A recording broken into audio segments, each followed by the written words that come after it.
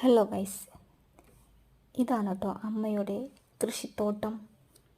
തോട്ടം എന്നൊന്നും പറയാൻ പറ്റില്ല കേട്ടോ, ചെറിയ രീതിയിലാണ് നമ്മളിവിടെ കൃഷി ചെയ്തിരിക്കുന്നത്. അതായത് വീട്ടിലേക്ക് വേണ്ട പച്ചക്കറികൾ മാത്രമാണ് കേട്ടോ നമ്മളിവിടെ കൃഷി ചെയ്യുന്നത്. അമ്മയാണ് ഇതെല്ലാം നട്ട് വളർത്തിയതൊക്കെ. പച്ചക്കറികൾ മാത്രമേ ഉള്ളൂ കേട്ടോ. മൊത്തം വെള്ളം കയറിയിരിക്കുകയാണ്. ഞങ്ങൾ നോക്കാൻ വന്നതായിരുന്നു എത്രത്തോളം വെള്ളമുണ്ടെന്ന്.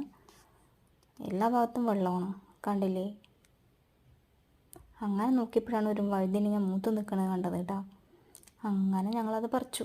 അടുത്ത ചെടി നോക്കണു, ഒരു വെണ്ടയ്ക്ക മൂത്ത് നിൽക്കണം. അപ്പോൾ ഏട്ടൻ പറഞ്ഞു ഞാനത് പറിക്കാമെന്ന് പറഞ്ഞുകൊണ്ട് ഏട്ടൻ പറിക്കാൻ പോയി.